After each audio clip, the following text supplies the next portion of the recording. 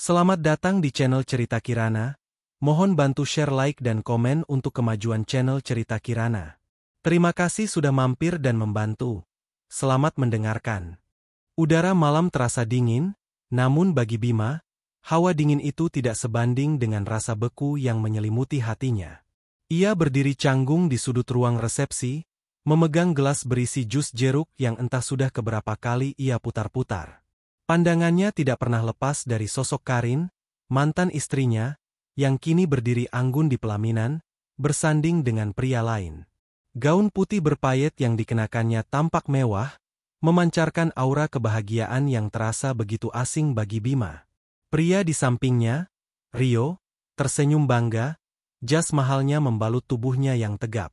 Rio adalah definisi kesuksesan yang berbanding terbalik dengan Bima, yang hanya mengenakan kemeja lusuh dan celana bahan yang sudah agak pudar warnanya. Undangan yang ia terima 2 minggu lalu terasa seperti lelucon. Untuk Bima, mantan suami tercinta, begitu tulisan di amplopnya. Bima sebenarnya tidak ingin datang. Namun, rasa penasaran, atau mungkin semacam keinginan untuk melihat Karin untuk terakhir kalinya dalam momen bersejarahnya, mendorongnya untuk mengiyakan. Ia tidak menyangka bahwa keputusannya itu akan menjadi bumerang yang menusuk dirinya sendiri. Beberapa teman lama menghampirinya, sebagian besar dengan ekspresi simpati yang terselubung. "Wah, lo datang, Bim? Berani juga ya?" bisik seseorang. Bima hanya tersenyum tipis, mencoba menutupi kegugupan yang menusuk-nusuk perutnya. Ia merasa seperti pertunjukan sirkus, di mana semua orang datang untuk melihat badut yang dipermalukan. Kemudian, datanglah momen yang paling ia takuti. Setelah sesi foto, Karin dan Rio turun dari pelaminan. Mereka menyapa tamu-tamu dengan ramah, dan Bima berharap mereka tidak melihatnya. Namun, takdir berkata lain. Mata Karin menangkap siluetnya. Matanya yang dulu penuh cinta, kini memancarkan rasa superioritas dan sedikit ejekan. Ia menarik lengan Rio, menunjuk ke arah Bima. "Sayang, lihat siapa yang datang," bisik Karin dengan tawa kecil yang terdengar kejam di telinga Bima. Rio menoleh, senyum sinis langsung mengembang di wajahnya. Mereka berdua berjalan mendekat. Langkah mereka terasa berat, seperti setiap langkah adalah palu yang memukul harga diri Bima. "Wah, Bima, tidak menyangka kamu akan datang," sapa Rio. Suaranya lantang, menarik perhatian beberapa tamu di sekitarnya. "Sudah lama tidak bertemu. Bagaimana kabarmu? Masih jadi freelancer?" Kata freelancer diucapkan dengan nada merendahkan, seolah-olah itu adalah sebuah aib. Bima merasakan pipinya memanas. "Baik," jawab Bima singkat, mencoba untuk tetap tenang. "Baik, ya." Karin menyahut. Ia tertawa. "Rio dan aku baru saja membeli sebuah apartemen mewah di pusat kota. Apartemen itu bahkan lebih besar dari rumah orang tuamu, Bima. Kamu tahu, kami tidak perlu lagi repot-repot memikirkan tagihan bulanan. Uang Rio tidak pernah habis," kata Karin, sambil memamerkan cincin berlian besar di jarinya. Beberapa tamu mulai menoleh, berbisik-bisik, dan menertawakan Bima. Tawa mereka terdengar seperti gema di telinganya. "Ini semua berkat Rio, dia sangat cerdas dalam berbisnis." Karin melanjutkan, tidak memberi kesempatan Bima untuk berbicara. "Dulu, Bima bilang mau memulai bisnisnya sendiri. Tapi sampai sekarang, tidak ada apa-apa, kan? Kasihan." Rio menambahkan, "Setiap orang punya jalannya masing-masing. Ada yang terlahir untuk jadi atasan, ada yang cuma jadi bawahan. Sayang, jangan terlalu keras pada Bima." Kata-kata Rio, alih-alih meredakan situasi, justru semakin membuat Bima hancur. Rio tidak hanya menghina, tetapi juga mencoba menunjukkan bahwa ia lebih berkelas dengan berpura-pura bersimpati. Di tengah tawa dan bisik-bisik yang semakin keras, Bima merasa dunia di sekitarnya runtuh. Ia tidak bisa lagi menahan rasa malu dan sakit hati. Ia meletakkan gelasnya di meja terdekat, menatap lurus ke mata Karin, dan tanpa sepatah kata pun, ia berbalik dan berjalan keluar dari ruangan. Langkah kakinya cepat, Bima ingin segera pergi dari tempat laknat itu. Ia tidak peduli dengan pandangan mata yang mengikutinya. Di luar, udara malam terasa semakin dingin, namun kali ini, ia merasakan sensasi panas di matanya. Rasa sakit yang ia rasakan jauh lebih parah daripada rasa dingin apapun. Malam itu, di bawah kerlip bintang yang tampak acuh tak acuh, Bima bersumpah. Sumpah bahwa suatu hari nanti, ia akan membuat mereka, terutama Karin dan Rio, menyesal telah menertawakannya. Hinaan itu adalah api yang membakar jiwanya, mengubah rasa sakit menjadi tekad yang tak tergoyahkan. Hujan mulai turun saat Bima sampai di apartemennya yang kecil dan sederhana. Ia tidak menyalakan lampu, lebih memilih duduk di kegelapan, mendengarkan suara rintik hujan yang jatuh di jendela. Setiap tetesan air seolah membawa kembali kenangan pahit dari pesta itu. Ia menarik napas dalam-dalam, berusaha menenangkan badai emosi yang berkecamuk di dadanya. Bima dan Karin bertemu saat mereka masih kuliah. Karin adalah sosok yang ambisius dan bersemangat, sementara Bima lebih tenang dan idealis. Mereka saling jatuh cinta, dan hubungan mereka terasa sempurna. Setelah lulus, Bima memiliki kesempatan untuk berinvestasi dalam sebuah startup teknologi yang menjanjikan. Ide itu muncul dari sahabatnya, yang kini sudah sukses besar. Namun, saat itu, Karin memintanya untuk menunda. Karin meyakinkan Bima bahwa ia harus fokus mencari pekerjaan tetap yang stabil, agar mereka bisa segera menikah dan membangun masa depan yang aman. Bima, yang saat itu sangat mencintai Karin, mengiyakan permintaannya. Ia mengorbankan impiannya demi mimpi mereka. Setahun kemudian, mereka menikah, dan Bima bekerja sebagai freelancer di bidang desain grafis. Awalnya, hidup mereka bahagia. Namun, seiring berjalannya waktu, ambisi Karin mulai berubah. Ia menginginkan gaya hidup mewah yang tidak bisa Bima berikan. Uang selalu menjadi topik perdebatan mereka. Karin mulai membanding-bandingkan Bima dengan teman-temannya yang sukses, yang memiliki mobil mewah dan rumah besar. "Kenapa kamu tidak seperti Rio? Dia bahkan bisa memberikan mobil sport kepada istrinya hanya sebagai hadiah ulang tahun," keluh Karin suatu malam, setelah mereka melihat unggahan Rio di media sosial. "Aku bekerja keras, Rin," jawab Bima dengan nada lelah. "Aku sedang merintis. Ini butuh waktu." "Waktu? Sampai kapan, Bima? Hidup ini terlalu singkat untuk menunggu." Perbedaan pandangan itu semakin membesar, hingga akhirnya, mereka memutuskan untuk berpisah. Keputusan itu datang dari Karin. Ia merasa Bima tidak bisa memenuhi ekspektasinya. Tepat 3 bulan setelah perceraian mereka, Karin bertemu dengan Rio. Pria itu memberikan semua yang Karin impikan dalam sekejap mata. Pernikahan mereka, yang diselenggarakan dengan begitu megah, adalah bukti nyata dari kesenjangan antara Bima dan Rio. Bima menghela napas panjang. Ia kini tahu bahwa ia telah membuat kesalahan fatal. Bukan dalam perpisahannya dengan Karin, melainkan dalam keputusannya untuk menunda impiannya sendiri. Ia telah mengorbankan segalanya demi seseorang yang tidak menghargai pengorbanan itu. Rasa sakit dan penyesalan yang ia rasakan malam itu adalah hasil dari kekecewaan yang telah menumpuk selama bertahun-tahun. Namun, di tengah kegelapan itu, sebuah api mulai menyala. Hinaan Karin di pesta pernikahan itu tidak lagi terasa seperti pukulan, melainkan sebagai sebuah tamparan keras yang membangunkannya dari mimpi buruk. Bima menyadari bahwa ia tidak bisa lagi hidup dalam bayang-bayang masa lalu. Ia harus bangkit, bukan untuk kembali ke Karin, tetapi untuk dirinya sendiri. Bima mengambil ponselnya, mencari nomor yang sudah lama tidak ia hubungi. Itu adalah nomor kontak sahabatnya, yang kini telah menjadi pemilik startup sukses. "Halo, Guntur?" sapa Bima, suaranya terdengar serak. "Aku Bima. Maaf mengganggu malam-malam begini. Aku ingin menanyakan tentang ide bisnis yang dulu pernah kita bicarakan. Apa aku masih punya kesempatan?" Di seberang telepon, Guntur terdiam sejenak. "Tentu saja, Bim. Selalu ada kesempatan," jawab Guntur. Suara Guntur tidak terdengar marah atau kecewa, melainkan penuh kehangatan. Aku tahu kamu pasti akan kembali.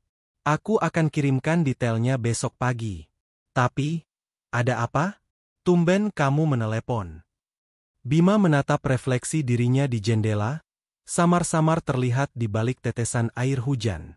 Ia melihat sosok yang lelah, tetapi di matanya, kini ada percikan api yang baru. Tidak ada apa-apa, jawab Bima.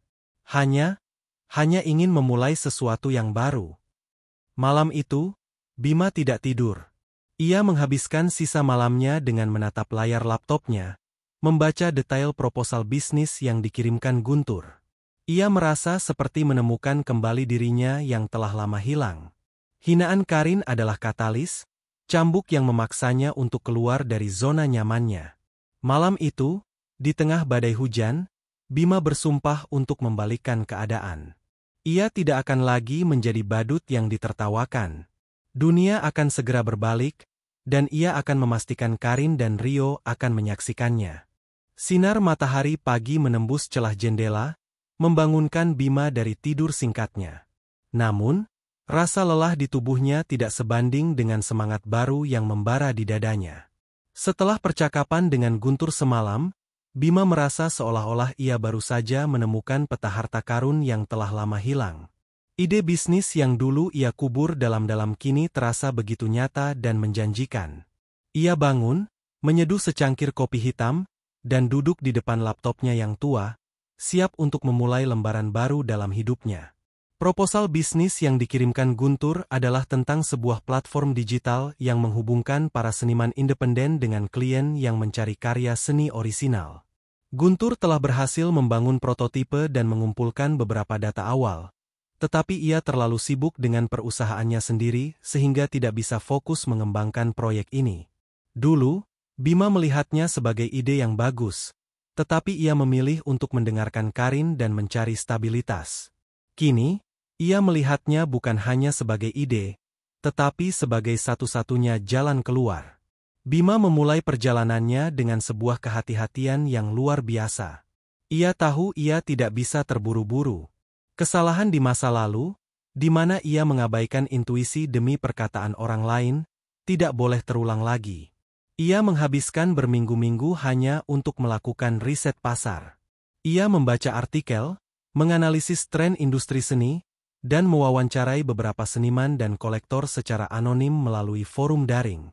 Ia menemukan bahwa ada celah besar di pasar. Banyak seniman berbakat kesulitan menemukan klien, dan banyak klien kesulitan menemukan karya seni unik yang sesuai dengan keinginan mereka. Platform yang mereka rancang bisa menjadi jembatan yang sempurna. Investasi awal yang dibutuhkan tidak sedikit, tetapi Bima tidak punya pilihan.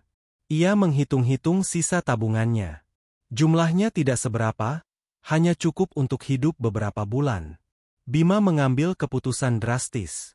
Ia menjual jam tangan peninggalan ayahnya, sebuah benda yang sangat berharga secara emosional. Ia juga menjual beberapa perlengkapan desain grafisnya yang sudah tidak terpakai. Semua demi modal awal yang ia butuhkan. Uang yang terkumpul memang tidak besar, tetapi itu sudah cukup untuk menyewa server, membayar lisensi beberapa perangkat lunak, dan membiayai pemasaran awal yang sangat terbatas. Malam demi malam, Bima bekerja tanpa henti. Apartemennya yang kecil menjadi pusat komando. Layar laptopnya selalu menyala hingga dini hari. Ia merancang antarmuka pengguna, menulis kode, dan membuat konten untuk promosi. Guntur memberinya akses ke prototipe awal dan beberapa petunjuk, tetapi sebagian besar pekerjaan Bima lakukan sendiri. Ia belajar dari nol, dari kesalahan-kesalahan yang ia buat, hingga berhasil menemukan solusi. Ia tidur hanya 4 hingga 5 jam sehari, tetapi ia tidak merasa lelah.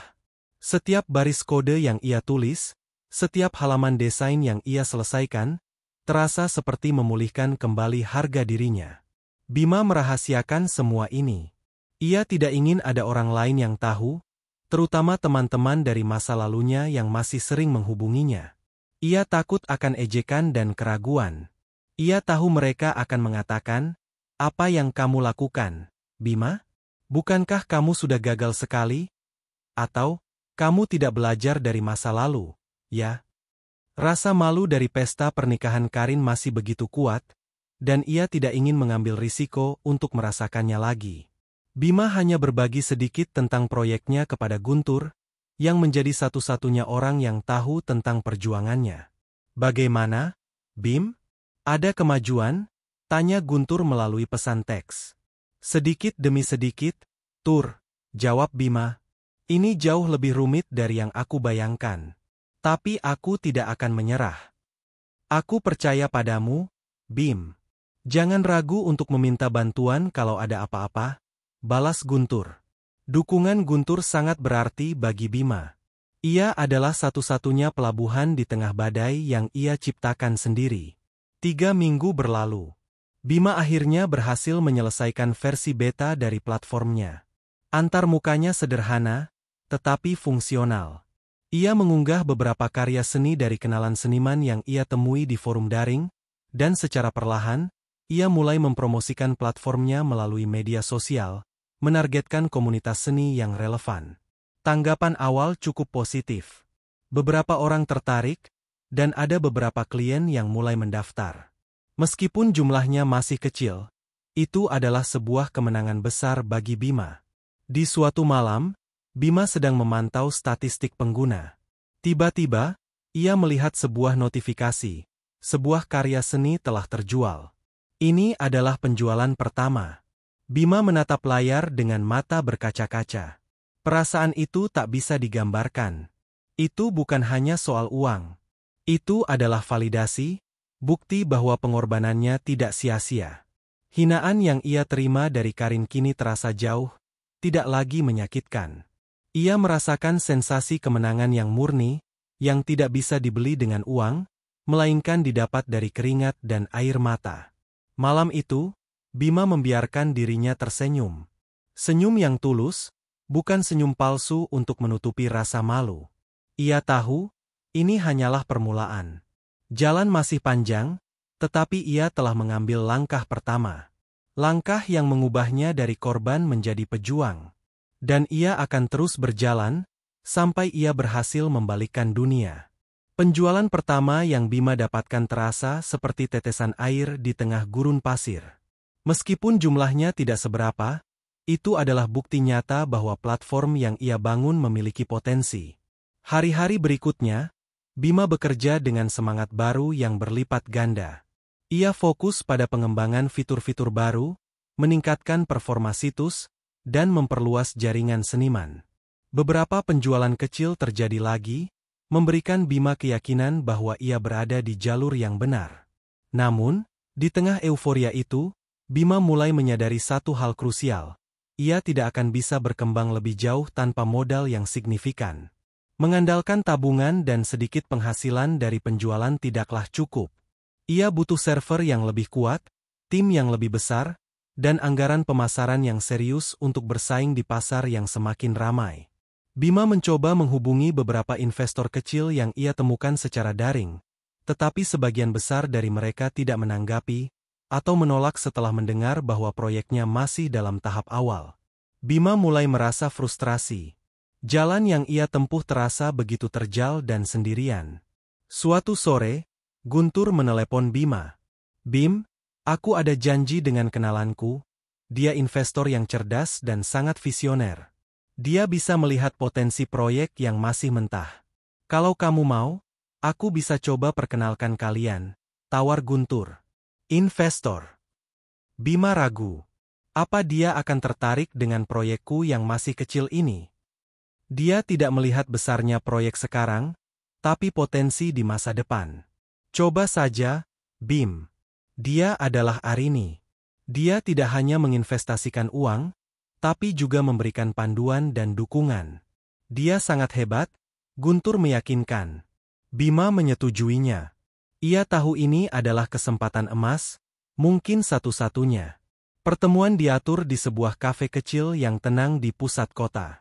Saat Bima tiba, ia melihat Guntur duduk bersama seorang wanita muda yang terlihat berwibawa dan penuh percaya diri. Rambutnya diikat rapi, mengenakan setelan blazer berwarna netral yang elegan, dan matanya tajam. Bima segera menyadari bahwa Arini bukanlah investor biasa. Setelah perkenalan singkat, Guntur pamit, meninggalkan Bima berdua dengan Arini. Suasana langsung berubah menjadi profesional. Jadi, Bima, Arini memulai dengan suara yang jelas dan lugas. Guntur bilang kamu punya ide yang menarik. Coba ceritakan. Bima merogoh tasnya dan mengeluarkan sebuah tablet tua. Ia menjelaskan dengan detail platform yang ia bangun, visinya untuk menghubungkan seniman dan klien, dan potensi besar dari pasar seni digital. Ia menunjukkan statistik pengguna yang ia kumpulkan, data penjualan yang ia miliki, dan tangkapan layar dari beberapa testimoni positif. Bima berbicara dengan penuh semangat, tetapi ia merasakan pandangan skeptis dari Arini. Menarik, komentar Arini, nada suaranya datar. Tapi kamu tahu, Bima, ada ribuan startup seperti ini yang bermunculan setiap tahun. Apa yang membuat platformmu berbeda? Kamu hanya punya satu orang di tim. Kamu bahkan tidak punya modal yang cukup. Bagaimana kamu bisa bersaing dengan perusahaan besar yang punya modal jutaan? Pertanyaan-pertanyaan Arini menusuk langsung ke titik kelemahan Bima. Namun, Bima tidak gentar. Saya tahu saya punya banyak kekurangan, Arini. Tapi saya punya dua hal yang tidak mereka punya. Pertama, saya mengenal pasar ini dari sudut pandang seniman dan klien. Saya tahu apa yang mereka butuhkan. Kedua, saya tidak punya pilihan. Saya sudah menginvestasikan segalanya, tidak hanya uang, tetapi juga waktu dan harga diri saya. Saya tidak akan menyerah, jawab Bima dengan jujur, matanya memancarkan tekad. Arini menatap Bima lekat-lekat. Ia melihat bayangan dirinya sendiri di masa lalu. Seseorang yang juga memulai dari nol, penuh dengan tantangan dan keraguan. Arini melihat kegigihan yang tulus dalam diri Bima. Ia melihat api yang sama yang dulu membakar semangatnya. Arini mengambil kesimpulan. Bima bukanlah tipe pengusaha yang hanya mengejar uang. Ia adalah seorang pejuang yang tidak akan mundur. Baiklah, Bima, kata Arini, akhirnya tersenyum tipis. Saya akan menginvestasikan sejumlah dana di perusahaanmu. Anggap saja ini sebagai pendanaan awal. Tapi ada satu syarat. Lanjutnya, membuat Bima menahan napas. Saya tidak hanya akan menjadi investor. Saya ingin terlibat dalam pengembangan strategis. Saya akan menjadi mentor dan sesekali mengawasi pekerjaanmu. Bima mengangguk cepat. Tawaran itu lebih dari yang ia harapkan. Ia tahu Arini akan menjadi partner yang sangat menuntut. Tetapi ia juga tahu bahwa bimbingannya akan membawa perusahaannya ke level yang jauh lebih tinggi. Saya setuju, jawab Bima, suaranya dipenuhi rasa lega dan antusiasme. Kerja sama mereka dimulai. Tantangan pertama adalah membuat Bima keluar dari zona nyamannya. Arini mendorongnya untuk berani mengambil risiko, seperti berinvestasi lebih besar dalam iklan digital, merekrut tim kecil, dan bahkan mempresentasikan ide mereka di sebuah acara besar. Bima, yang terbiasa bekerja sendiri, merasa tertekan. Diskusi mereka seringkali memanas, dan Bima merasa setiap keputusannya dipertanyakan. Suatu hari, Bima mengeluh kepada Guntur. Arini sangat menuntut. Dia seolah tidak pernah puas dengan pekerjaanku. Guntur tertawa. Itulah Arini, Bim. Dia tidak akan menginvestasikan uangnya pada orang yang hanya butuh uang. Dia menginvestasikan uangnya pada orang yang dia percaya bisa mengubah dunia. Dia menguji ketahananmu, bukan idemu. Kata-kata Guntur membuat Bima merenung. Ia menyadari bahwa Arini tidak mencoba menjatuhkannya, tetapi membangunnya.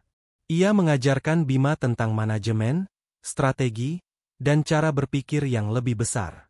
Di bawah bimbingan Arini, Bima mulai tumbuh. Ia belajar mengelola tim, mengambil keputusan yang berani, dan melihat gambaran yang lebih besar dari sekadar platform. Proyek mereka mulai menunjukkan perkembangan signifikan. Jumlah pengguna meningkat pesat, dan penjualan harian mulai stabil.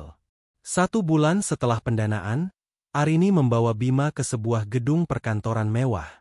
Ini adalah kantor baru kita, kata Arini, tersenyum bangga. Kita tidak bisa membangun perusahaan besar dari apartemen kecil.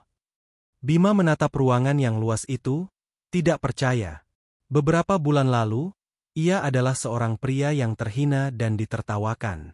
Kini, ia berdiri di sebuah kantor modern, dengan seorang investor brilian di sisinya. Arini menepuk bahu Bima.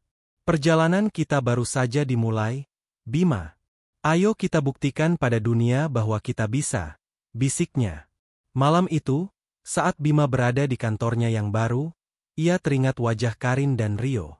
Mereka mungkin tidak tahu apa yang ia lakukan. Tapi sebentar lagi, dunia akan tahu. Dan kali ini, mereka tidak akan menertawakannya lagi. Perjuangannya kini tidak lagi sendirian. Dengan Arini di sisinya, Bima siap untuk menghadapi babak baru kehidupannya dan membalikkan keadaan. Mimpi memiliki kantor baru yang luas dan modern dengan cepat berubah menjadi kenyataan yang penuh dengan tantangan. Bima dan Arini bekerja tanpa kenal lelah, mengubah visi mereka menjadi kenyataan. Bima, yang sebelumnya terbiasa bekerja sendirian, kini harus belajar mengelola tim kecil yang mereka rekrut. Setiap hari adalah pelajaran baru, dan Bima menyadari bahwa menjadi seorang pemimpin jauh lebih sulit daripada menjadi seorang pekerja. Mereka mulai dengan berinvestasi besar pada iklan digital. Anggaran yang dialokasikan Arini terasa sangat mewah bagi Bima, yang terbiasa menghitung setiap rupiah. Namun, investasi ini membuahkan hasil. Jumlah pengguna platform mereka melonjak drastis, dan jumlah seniman yang mendaftar pun meningkat pesat. Bima dan Arini merasa optimis. Mereka merasa seperti berada di puncak dunia, tidak menyadari bahwa badai besar sedang menunggu di depan. Badai pertama datang dalam bentuk masalah teknis. Dengan lonjakan pengguna yang tidak terduga, server mereka mulai kewalahan. Situs seringkali lambat, beberapa halaman tidak bisa diakses, dan yang paling parah, beberapa karya seni dan data pengguna hilang. Keluhan membanjiri kotak masuk mereka. Bima merasa sangat frustrasi.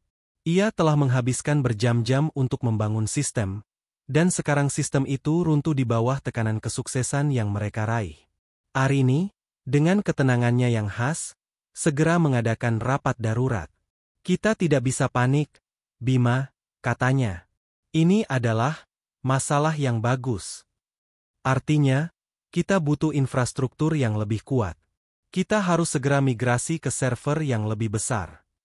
Meskipun Arini tampak tenang, Bima tahu ini akan menelan biaya yang tidak sedikit. Migrasi server membutuhkan uang tambahan yang tidak ada dalam anggaran mereka. Bima menghela napas panjang. Ia sudah menjual sebagian besar barang berharganya, dan kini, ia merasa berada di ujung tanduk. Saya tidak punya uang lagi, Arini, kata Bima, suaranya dipenuhi kekecewaan. Jangan khawatirkan itu, jawab Arini. Saya akan menutupi biayanya. Tapi kita harus bergerak cepat. Reputasi kita dipertaruhkan. Mereka berdua bekerja siang dan malam untuk mengatasi masalah ini. Bima dengan tim teknisnya berjuang untuk memperbaiki bug dan memindahkan data, sementara Arini menghubungi para penyedia layanan cloud terbaik. Bima tidur di kantor, hanya pulang untuk mandi dan berganti pakaian. Makanan yang ia santap sebagian besar adalah mie instan dan kopi. Ia merasa seperti kembali ke masa-masa sulitnya saat pertama kali memulai, tetapi kali ini, ia tidak sendirian. Tepat saat mereka berhasil menstabilkan sistem, badai kedua datang. Sebuah perusahaan besar di bidang seni, yang dikenal memiliki modal tak terbatas, meluncurkan sebuah platform yang sangat mirip dengan milik Bima. Platform mereka memiliki antarmuka yang lebih halus, fitur-fitur yang lebih canggih, dan yang terpenting, mereka memiliki anggaran pemasaran yang tak terhingga. Para seniman dan klien yang tadinya tertarik pada platform Bima kini mulai beralih. Bima merasa putus asa. Kita tidak akan bisa bersaing dengan mereka, Arini. Mereka punya uang dan sumber daya yang jauh lebih besar. Katanya, suaranya bergetar. Arini menatapnya dengan tajam.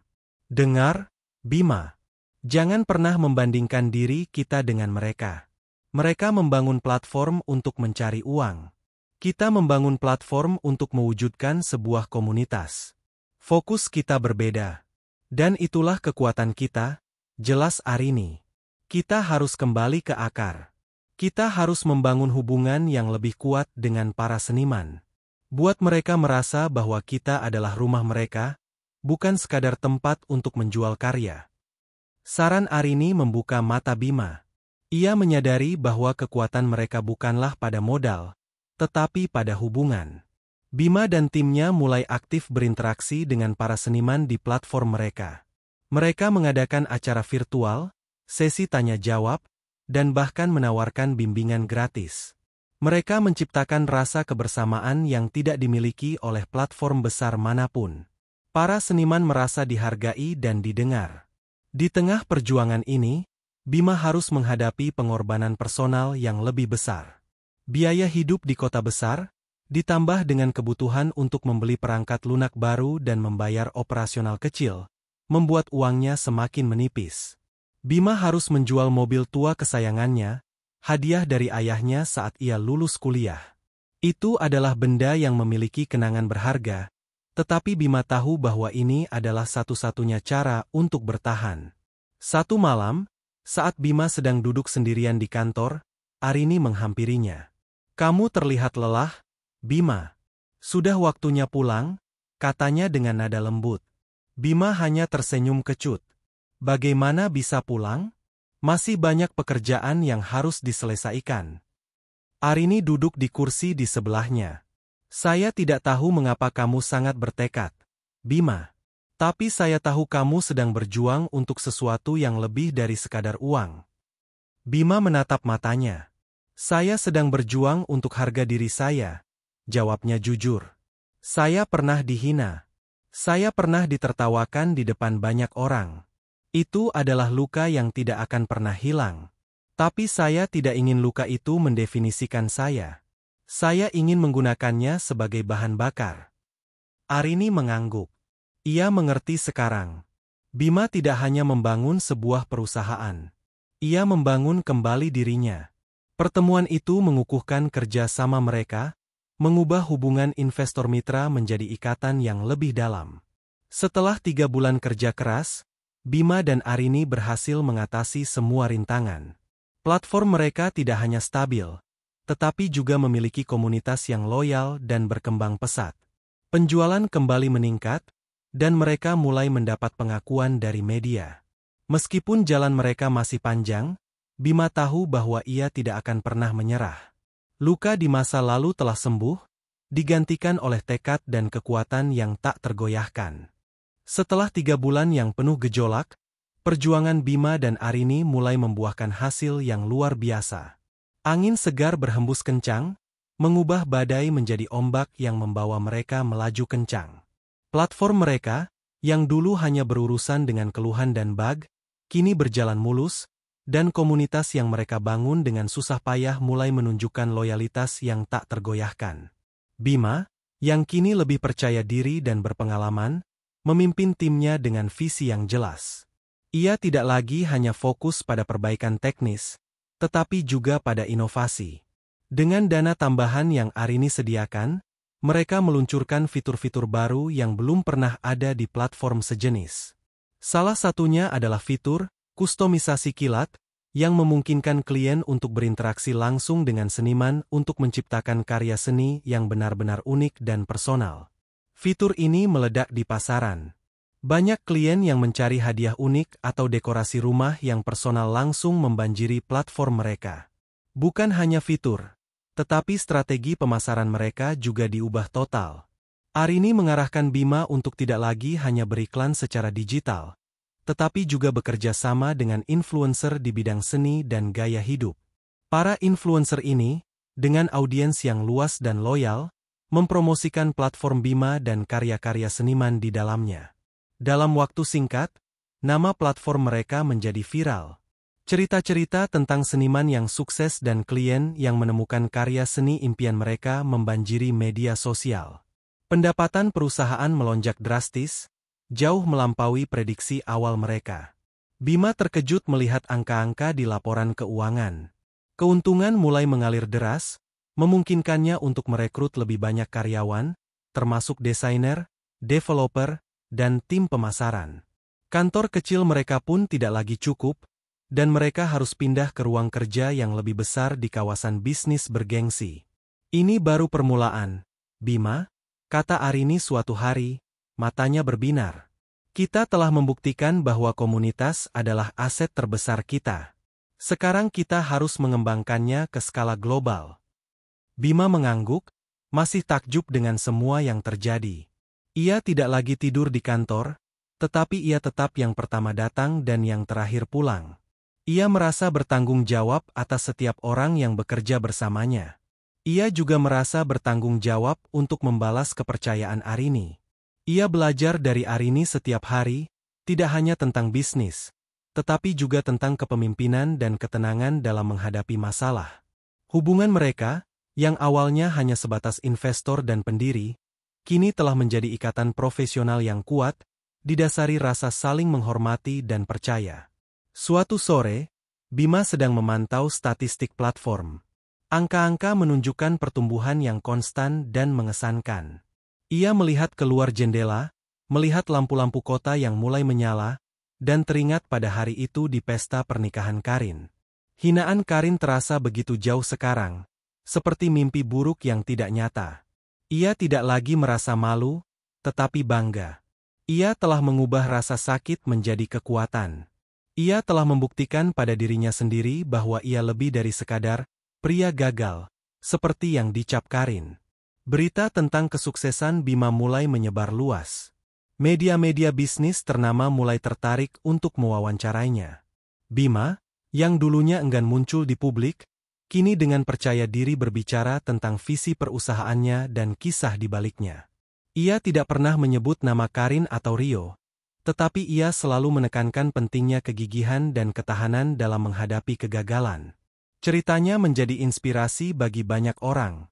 Di sebuah wawancara televisi, sang pewawancara bertanya, banyak orang yang menyebut Anda sebagai pendatang baru yang revolusioner di industri ini. Apa kunci keberhasilan Anda? Bima tersenyum tulus. Kunci keberhasilan saya adalah kegagalan, jawabnya. Setiap kegagalan mengajarkan saya sesuatu yang berharga. Setiap hinaan adalah bahan bakar. Saya tidak pernah menyerah, dan saya selalu percaya pada ide saya. Dan yang terpenting, saya tidak melakukannya sendirian. Saya punya mitra yang hebat. Di rumah mewah mereka, Karin dan Rio menonton wawancara itu. Karin merasa sesak. Pria yang ia ejek, ia rendahkan, dan ia tinggalkan, kini menjadi sensasi nasional. Ia melihat aura percaya diri dan kesuksesan yang terpancar dari Bima. Wajah Bima terlihat lebih bahagia dari yang pernah ia lihat. Karin tidak bisa menerima kenyataan ini. Perutnya terasa mual, dan ia mematikan televisi. Rio duduk diam di sebelahnya, juga tak bisa berkata-kata. Kebahagiaan mereka mulai memudar, digantikan oleh kecemburuan dan ketakutan yang mendalam. Bima tidak lagi peduli dengan apa yang dipikirkan Karin atau Rio. Fokusnya kini adalah membangun perusahaannya lebih besar lagi.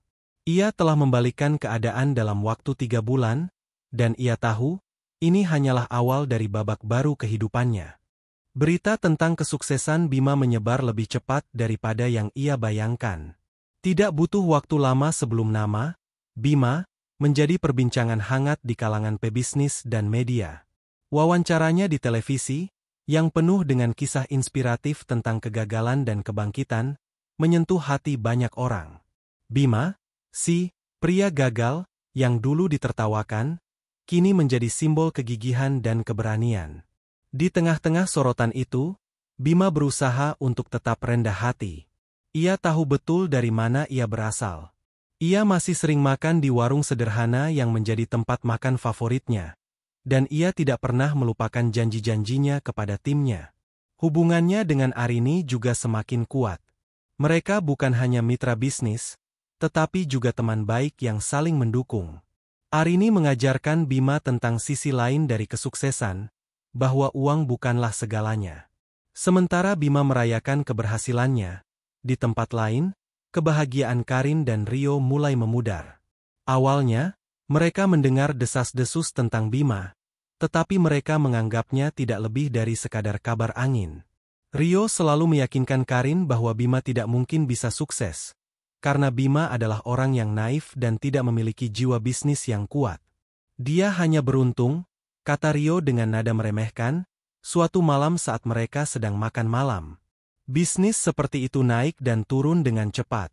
Tidak akan bertahan lama. Karin mencoba mempercayai suaminya, tetapi ada sesuatu dalam dirinya yang tidak nyaman. Ia terus memikirkan wajah Bima di televisi, ekspresi tulus dan aura percaya dirinya yang tak bisa disembunyikan. Wajah Bima terlihat jauh lebih bahagia dan lebih dewasa dari yang ia ingat. Kecemasan Karin semakin besar ketika ia mulai mendengar nama Bima di mana-mana. Teman-temannya di klub golf membicarakan platform Bima. Ayah Karin, yang memiliki banyak koneksi di dunia bisnis, juga menyebut nama Bima. Bima? Pria yang dulu menikah denganmu itu? Dia sekarang sangat sukses, ya? Tanya ayah Karin suatu sore. Dia sangat cerdas. Aku selalu tahu dia punya potensi, tapi kamu tidak pernah mau mendengarkan. Komentar itu menusuk hati Karin. Ia tidak pernah memberitahu ayahnya tentang perceraiannya dan alasan di baliknya.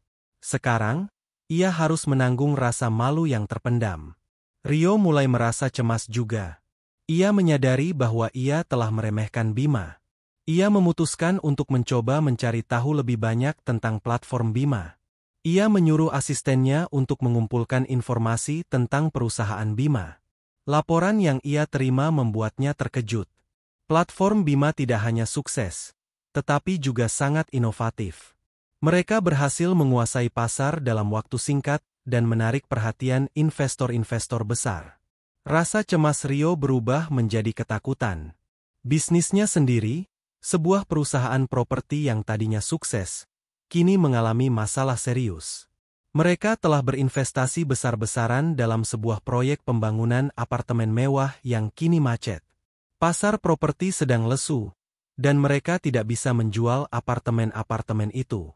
Bank yang membiayai proyek mereka mulai menekan untuk pembayaran pinjaman, dan Rio mulai kekurangan uang tunai. Rio mencoba menghubungi beberapa relasi bisnisnya, tetapi tidak ada yang mau membantu.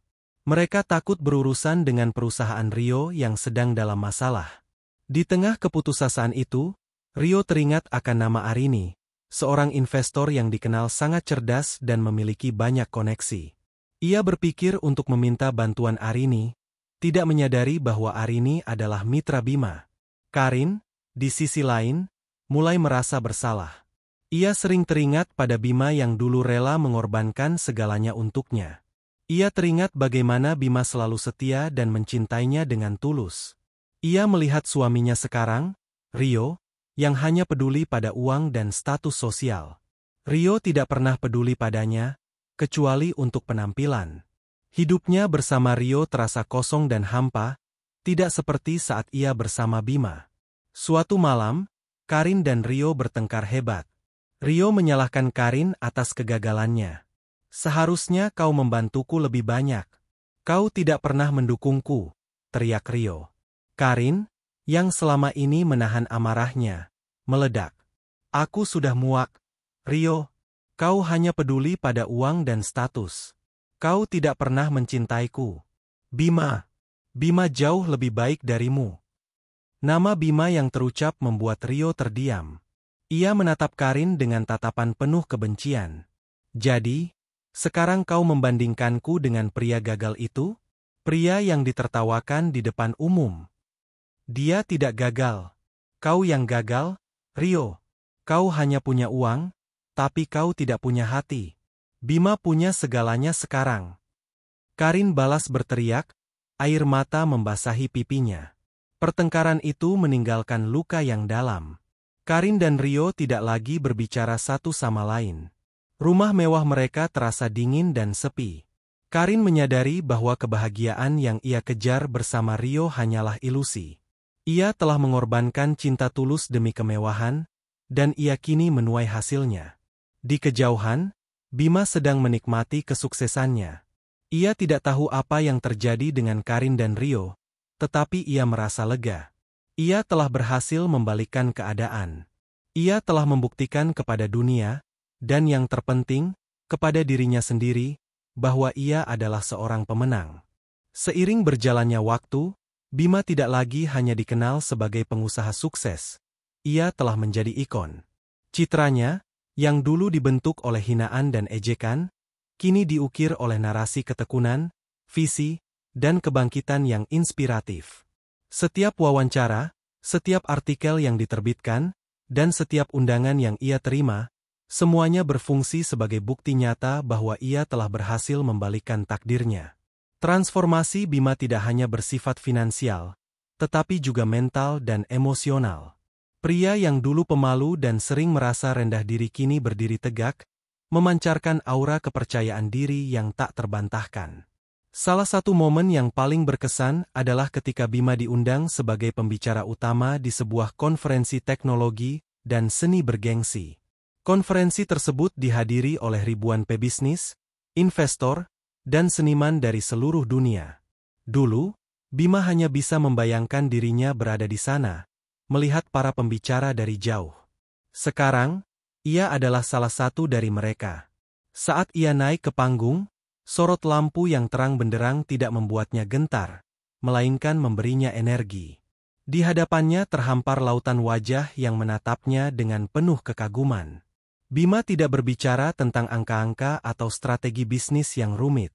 Ia menceritakan kisah pribadinya, sebuah kisah tentang kegagalan, kehilangan, dan kebangkitan. Ia berbicara tentang bagaimana rasa sakit yang mendalam dapat diubah menjadi kekuatan yang luar biasa. Ia berbagi pengalamannya tentang membangun platformnya, bukan hanya sebagai bisnis, tetapi sebagai sebuah misi untuk memberdayakan seniman. Ia berbicara dengan hati, dan setiap kata yang keluar dari mulutnya terasa jujur dan tulus. Di akhir pidatonya, ia mendapat standing ovation. Tepuk tangan yang riuh membahana di seluruh ruangan. Para pebisnis, yang dikenal seringkali kaku dan formal, mendekatinya setelah acara untuk berjabat tangan dan mengucapkan selamat. Salah satu investor besar bahkan menawarkan untuk mendanai proyek-proyek masa depan Bima, tanpa syarat apapun. Saya tidak pernah melihat seseorang yang begitu bersemangat dan berdedikasi seperti Anda, katanya. Anda adalah contoh nyata dari apa yang bisa dicapai dengan ketekunan. Kesuksesan finansial Bima pun tumbuh eksponensial. Pendapatan perusahaannya melampaui prediksi terliar mereka, dan valuasi perusahaan melonjak drastis. Bima kini memiliki kekayaan yang tak terbayangkan. Ia mampu membeli apapun yang ia inginkan, mulai dari mobil mewah hingga apartemen penthouse dengan pemandangan kota. Namun, semua itu terasa tidak sebanding dengan kepuasan batin yang ia rasakan. Ia tidak membeli barang-barang itu untuk pamer, tetapi sebagai simbol dari perjalanan panjang yang ia lalui. Ia membeli sebuah rumah di pinggir kota yang tenang, jauh dari hiruk-pikuk. Rumah itu tidak terlalu mewah, tetapi terasa hangat dan nyaman. Ia mendesain sebuah studio seni di sana, di mana ia bisa melukis dan menuangkan perasaannya. Ia mulai menemukan kembali dirinya yang dulu, sebelum ia terjebak dalam obsesi untuk membuktikan dirinya kepada orang lain. Bima juga mulai berinvestasi dalam proyek-proyek sosial. Ia mendirikan sebuah yayasan yang bertujuan untuk memberikan beasiswa kepada seniman muda yang kurang mampu. Ia sering mengunjungi yayasan tersebut, berinteraksi langsung dengan para seniman muda, dan memberikan mereka bimbingan. Ia ingin memastikan bahwa tidak ada seniman berbakat yang harus menyerah pada mimpinya hanya karena kekurangan dana. Tindakan ini membuatnya semakin dihormati dan dicintai oleh banyak orang. Ia tidak hanya sukses secara finansial, tetapi juga secara kemanusiaan. Hubungannya dengan Arini juga semakin dalam. Mereka menghabiskan banyak waktu bersama, tidak hanya membicarakan bisnis, tetapi juga berbagi cerita tentang kehidupan mereka. Arini, yang selalu melihat potensi dalam diri Bima, merasa bangga dengan semua yang telah dicapai Bima. Ia melihat Bima tidak lagi hanya sebagai mitra bisnis, tetapi sebagai seseorang yang sangat ia kagumi dan hormati. Di mata Arini, Bima adalah sosok yang memiliki segalanya: kecerdasan, ketulusan, dan jiwa yang besar. Suatu malam, Bima dan Arini makan malam di sebuah restoran mewah. Bima menatap Arini, yang terlihat begitu elegan dan anggun.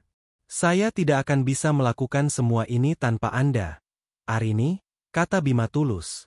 Anda adalah satu-satunya orang yang percaya pada saya saat tidak ada orang lain yang melakukannya. Arini tersenyum. Kamu melakukan ini semua, Bima. Saya hanya memberikan sedikit dorongan. Kamu yang memiliki tekad dan keberanian untuk bangkit. Saat mereka sedang makan, seorang pelayan menghampiri meja mereka. Maaf, Tuan Bima. Ada seseorang yang ingin bertemu dengan Anda di luar, katanya. Bima mengangguk. Ia keluar dan melihat seorang pria berdiri di luar. Pria itu adalah salah satu teman lamanya, yang dulu sering menghina Bima dan menertawakannya saat ia sedang berjuang. Pria itu tampak malu. Ia meminta maaf atas semua yang ia lakukan di masa lalu dan mencoba menjilat Bima. Saya selalu tahu Anda akan sukses, Bima, katanya dengan nada menjijikkan. Bima tidak marah. Ia menatap pria itu dengan tatapan tenang. Tidak apa-apa, jawab Bima. Saya sudah melupakan semuanya. Saya tidak punya waktu untuk memikirkan masa lalu. Ia kembali ke dalam, meninggalkan pria itu sendirian. Ia tidak peduli dengan orang-orang yang hanya ingin berteman dengannya karena kesuksesannya. Ia hanya peduli dengan orang-orang yang berada di sisinya saat ia tidak punya apa-apa. Bima menyadari bahwa kesuksesan terbesarnya bukanlah pada uang atau status sosial, tetapi pada perubahan dalam dirinya. Ia telah menjadi pria yang kuat, percaya diri, dan penuh kasih.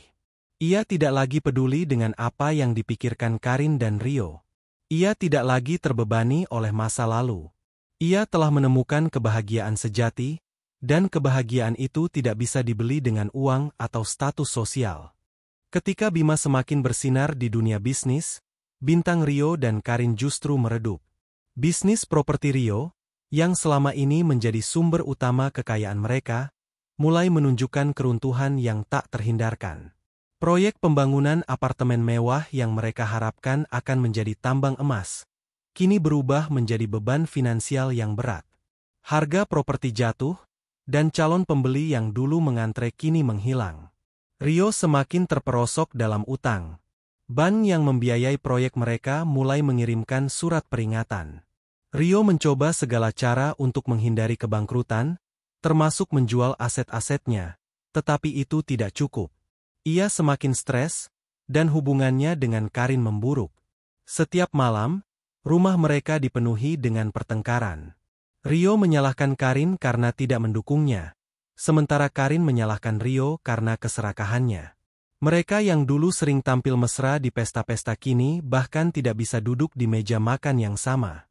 Karin, yang selama ini terbiasa dengan gaya hidup mewah, tidak bisa menerima kenyataan ini.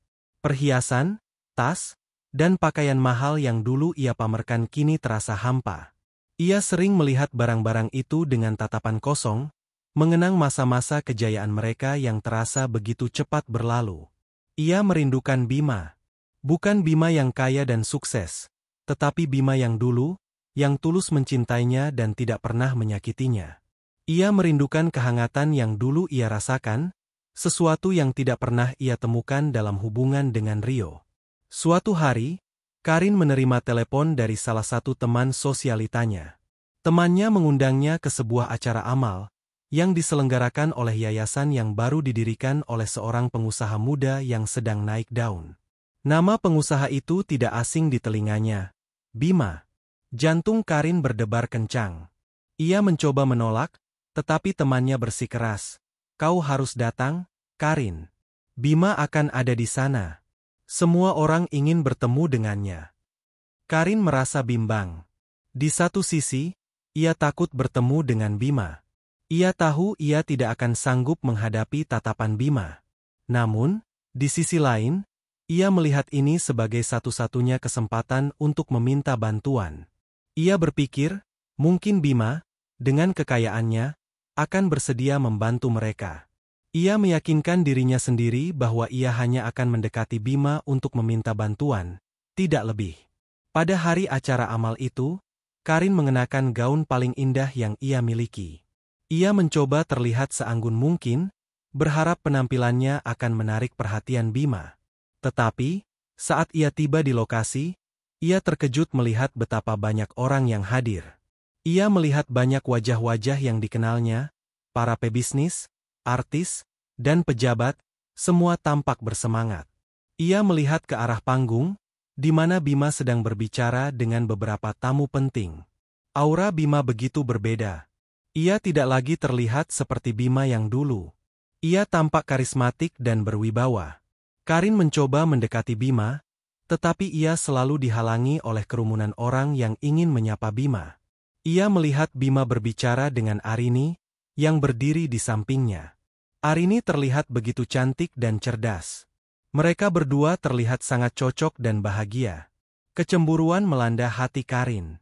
Ia menyadari betapa bodohnya ia dulu. Ia telah menukar cinta yang tulus dengan kekayaan yang fana. Akhirnya, Karin berhasil mendapatkan kesempatan untuk berbicara dengan Bima saat Bima sedang beristirahat di area yang lebih sepi. "Bima," kata Karin, suaranya bergetar. Bima berbalik, matanya terkejut saat melihat Karin. "Karin," katanya, nadanya datar. "Bima, selamat atas kesuksesanmu," kata Karin. "Aku sangat bangga padamu." "Terima kasih," jawab Bima. Ia tidak tersenyum. "Ada apa?" Karin merasa malu. Ia mencoba untuk bersikap tegar, tetapi air matanya mulai menetes. "Bima, kami sedang dalam masalah," katanya. "Bisnis Rio, kami akan bangkrut. Aku tahu ini tidak pantas, tapi bisakah kau membantu kami?" Bima menatap Karin. Ia tidak mengatakan apa-apa. Ia hanya menatapnya, dan Karin merasa seolah-olah Bima bisa melihat menembus jiwanya. Ia bisa melihat rasa sakit, penyesalan, dan juga kekosongan di dalam diri Karin. "Aku minta maaf, Bima," kata Karin, menangis. "Aku minta maaf atas semua yang aku lakukan padamu. Aku bodoh. Aku salah." Bima menghela napas. Ia tidak merasa marah, hanya lelah. "Karin," katanya lembut, "dulu, aku rela melakukan apa saja untukmu. Aku mengorbankan segalanya. Tapi sekarang, aku tidak bisa." "Kenapa?" tanya Karin.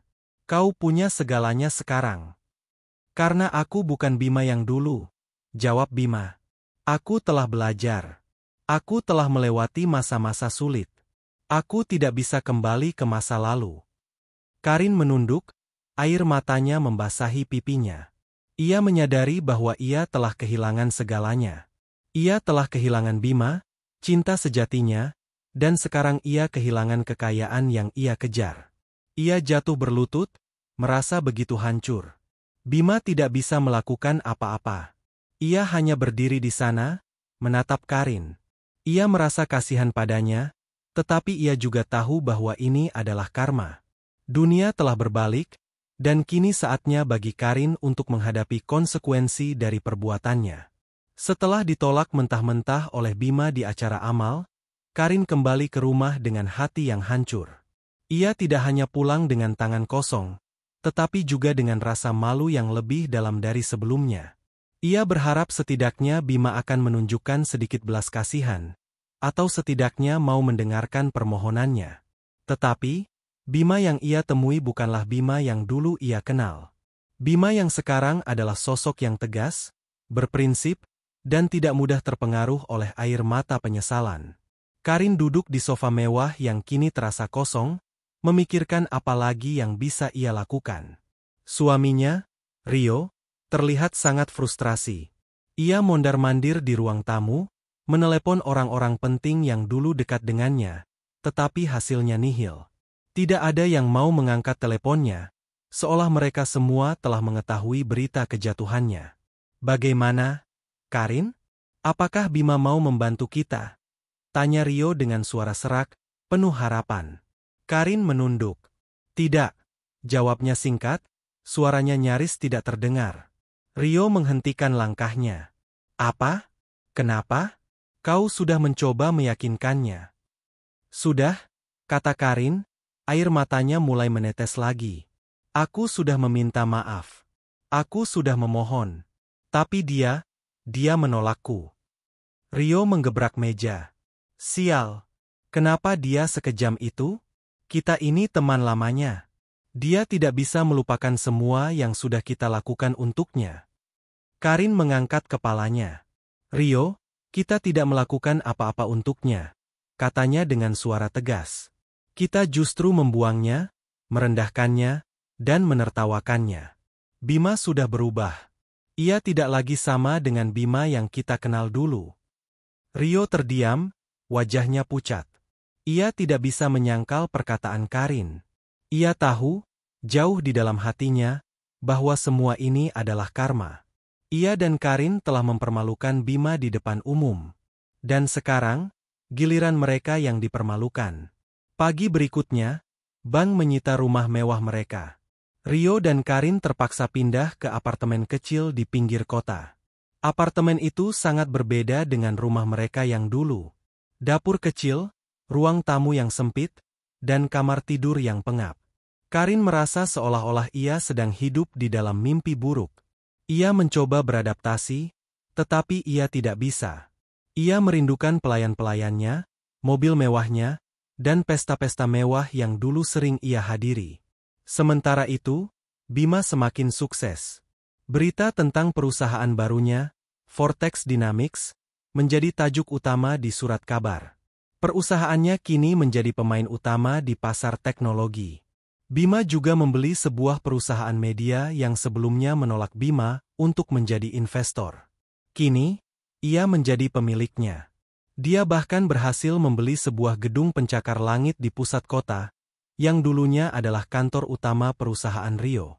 Rio dan Karin hanya bisa melihat Bima di televisi, di mana ia berbicara dengan para pebisnis top tentang visi masa depannya. Lihat dia, Rio, kata Karin suatu malam, saat mereka sedang makan malam sederhana. Dia terlihat begitu bahagia, begitu sukses. Rio hanya bisa menghela napas. Aku tidak menyangka dia akan bangkit secepat ini, katanya. Aku pikir dia akan bangkrut. Dia tidak punya apa-apa. Kau salah, Rio, kata Karin. Kau tidak tahu seberapa kuat tekad Bima. Dia tidak pernah menyerah. Dan sekarang, dia mendapatkan semua yang dia inginkan. Beberapa hari kemudian, Rio mendapat tawaran dari sebuah perusahaan untuk bekerja sebagai manajer pemasaran.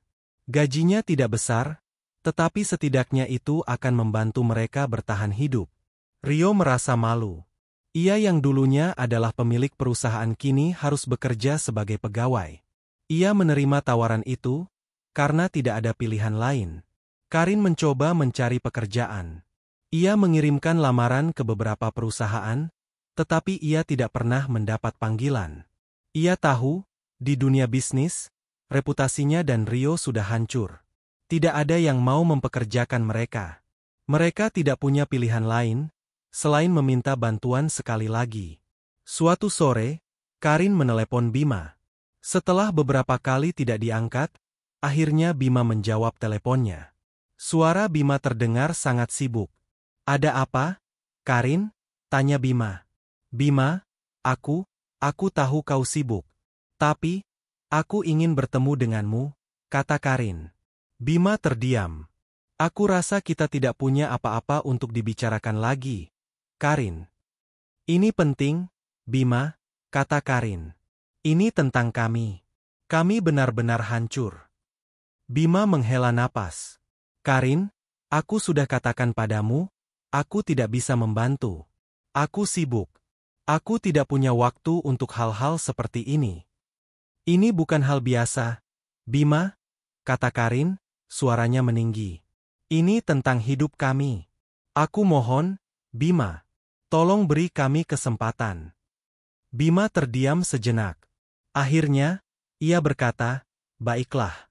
Datanglah ke kantorku besok sore. Aku hanya akan memberimu waktu 15 menit. Tidak lebih.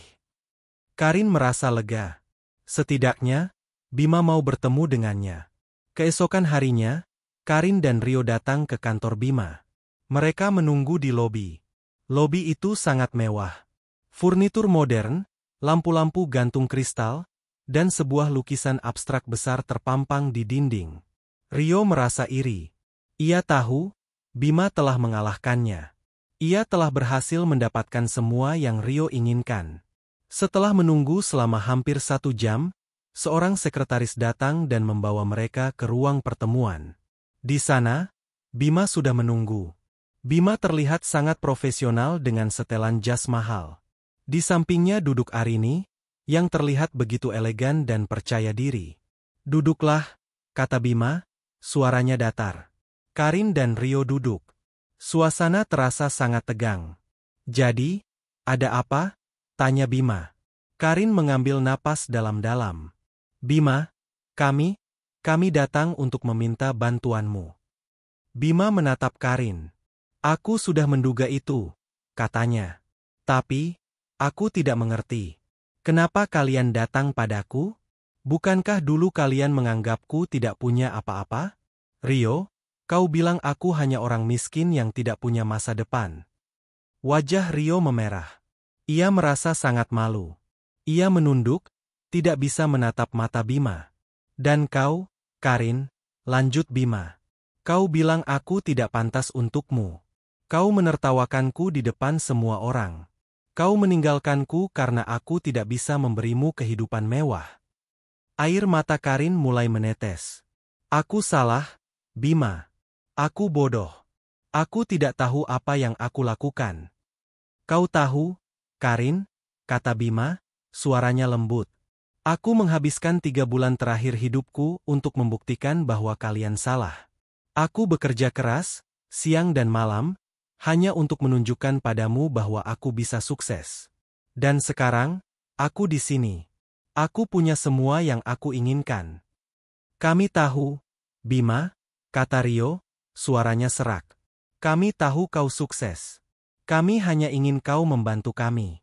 Kami akan membayar kembali semua uang yang kau pinjamkan." Bima tersenyum, tetapi senyum itu tidak mencapai matanya. "Rio, uang tidak akan menyelesaikan masalahmu. Masalahmu adalah keserakahan. Kau terlalu serakah. Kau terlalu cepat ingin kaya." Rio tidak bisa berkata apa-apa. "Kalian ingin aku membantu kalian," kata Bima. "Apa yang kalian tawarkan kepadaku sebagai gantinya? Dulu, kalian menertawakanku. Sekarang, kalian datang padaku, memohon. Apakah menurutmu itu adil?" Karin terisak. "Aku tidak tahu apa yang harus kami berikan padamu, Bima. Kami tidak punya apa-apa lagi." "Itu benar," kata Bima. "Kalian tidak punya apa-apa. Dan aku tidak butuh apa-apa darimu. Kalian datang ke sini, memohon belas kasihan, tetapi kalian tidak pernah menunjukkan belas kasihan padaku." "Tolong, Bima," kata Karin. "Aku mohon, kasihanilah kami." "Dulu," kata Bima, "aku berharap kau akan melihat ke dalam diriku, bukan ke dompetku. Aku berharap kau akan mencintaiku apa adanya. Tapi kau tidak. Kau memilih Rio, karena dia punya uang. Dan sekarang, uangnya tidak ada. Jadi, apa yang kau punya?" Karin tidak bisa menjawab. Ia tahu, Bima benar. Ia tidak punya apa-apa lagi. "Aku memaafkanmu, Karin," kata Bima. "Aku memaafkan semua yang kau lakukan padaku. Tapi itu tidak berarti aku akan melupakan itu. Aku tidak akan membantumu. Aku tidak akan membantumu, Rio. Kalian harus menghadapi konsekuensi dari perbuatan kalian." Karin dan Rio meninggalkan kantor Bima dengan tangan kosong, hati yang hancur, dan rasa malu yang lebih besar dari sebelumnya. Mereka tahu, Bima tidak akan pernah membantu mereka. Dan mereka harus memulai dari nol, sendiri. 1 bulan setelah pertemuan yang dingin itu, Bima menyelesaikan serangkaian akuisisi yang menggemparkan dunia bisnis. Berita itu menyebar seperti api liar.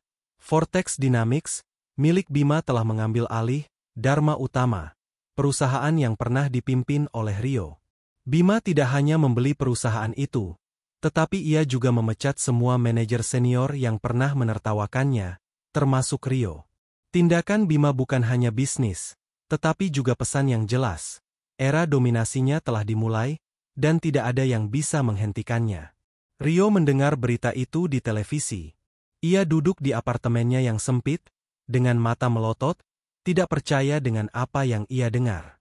Wajah Bima terpampang di layar, tersenyum bangga di depan gedung pencakar langit yang dulunya adalah kantornya. Rasanya seperti ditusuk. Ia tidak bisa menerima kenyataan bahwa ia telah dikalahkan. Bagaimana ini bisa terjadi? Gumam Rio pada dirinya sendiri. Dia membeli perusahaan kita. Dia mengambil semuanya dari kita. Karin duduk di sampingnya, air matanya menetes tanpa henti. Ia tidak bisa lagi menyangkal bahwa ia telah membuat keputusan yang salah. Ia meninggalkan Bima demi Rio, dan sekarang ia kehilangan segalanya. Ia melihat keluar jendela, memikirkan kembali masa lalunya bersama Bima, betapa sederhana, tetapi bahagia hidup mereka dulu. Beberapa hari kemudian, Bima mengadakan konferensi pers besar. Wartawan dari seluruh dunia datang untuk meliputnya.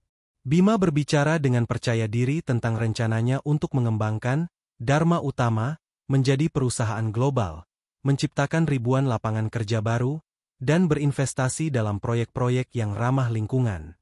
Ia tampak seperti seorang pahlawan, sosok yang menginspirasi.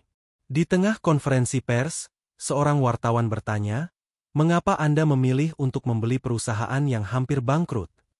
Bima tersenyum. Setiap perusahaan memiliki potensi, asalkan dipimpin oleh orang yang tepat, jawabnya.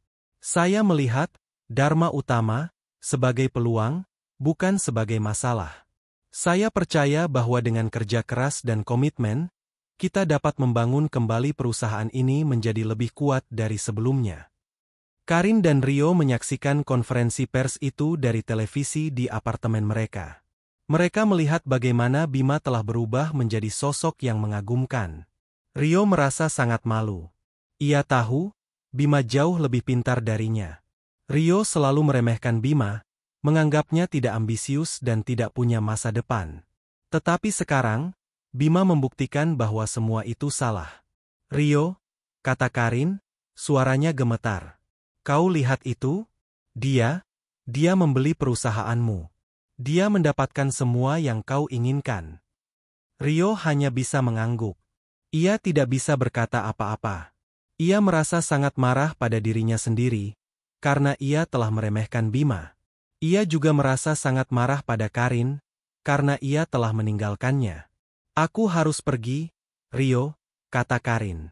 Aku tidak bisa terus seperti ini. Rio terkejut. Pergi kemana? Aku tidak tahu, jawab Karin. Aku hanya ingin pergi dari sini. Aku tidak bisa terus melihat Bima di televisi, di mana ia sukses, sementara kita hancur. Aku tidak bisa terus hidup dalam bayang-bayang masa lalu. Rio mencoba meyakinkannya untuk tinggal, tetapi Karin sudah mengambil keputusan. Ia mengepak tasnya, meninggalkan cincin pernikahannya di atas meja, dan berjalan keluar dari apartemen. Rio duduk di sofa, sendirian, dengan hati yang hancur.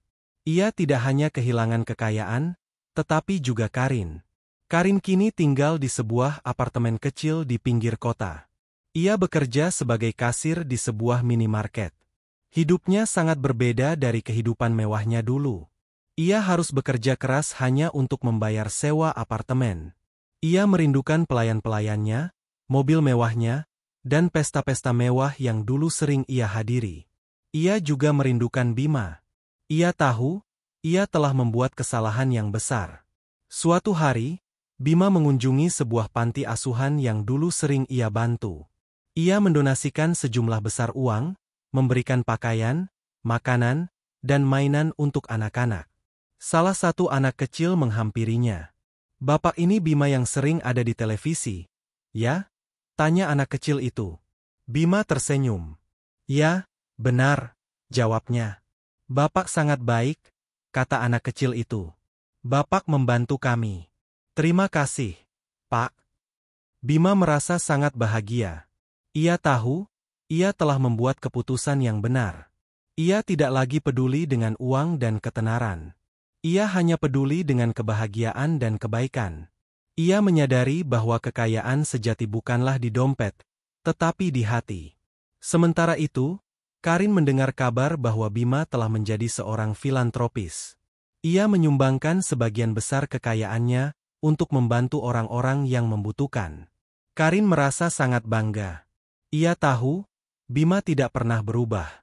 Ia tetap pria yang baik, yang dulu ia cintai. Karin merasa sangat menyesal.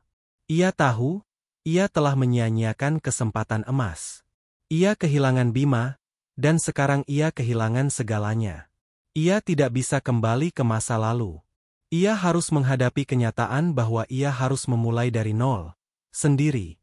Bima sedang bekerja di kantornya suatu sore ketika sekretarisnya masuk dan memberitahunya bahwa ada tamu yang ingin bertemu. "Siapa?" tanya Bima, matanya masih terfokus pada layar komputer. "Nona Karin." "Pak," jawab sang sekretaris, suaranya ragu-ragu. Dia bilang ada hal penting yang ingin dia sampaikan. Bima menghela napas panjang. Sejak ia menjadi berita utama di mana-mana, Karin sering mencoba menghubunginya, entah melalui telepon, pesan, atau bahkan datang langsung ke kantornya.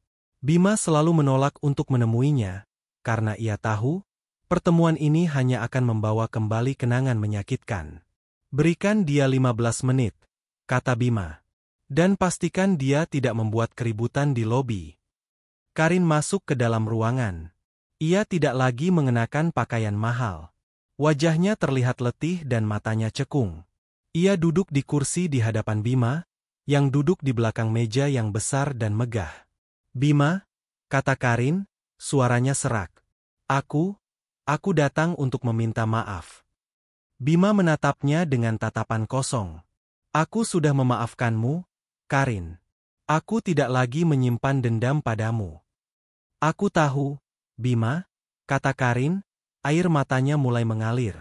"Tapi aku ingin kau tahu, aku benar-benar menyesal. Aku menyesal telah meninggalkanmu, aku menyesal telah menertawakanmu, dan aku menyesal telah meremehkanmu." "Kau tidak perlu meminta maaf, Karin," kata Bima. "Aku tidak pernah menyalahkanmu. Aku hanya menyalahkan diriku sendiri karena tidak melihat apa yang terjadi." Karin terisak. "Aku tidak tahu bagaimana harus melanjutkan hidupku. Aku kehilangan segalanya. Aku kehilangan Rio, dan aku kehilangan kehidupanku." Bima melihatnya dengan iba. "Karin, kau tidak kehilangan segalanya," katanya. "Kau masih punya dirimu sendiri. Kau masih punya kesempatan untuk memulai hidup baru. Yang penting kau tidak menyerah."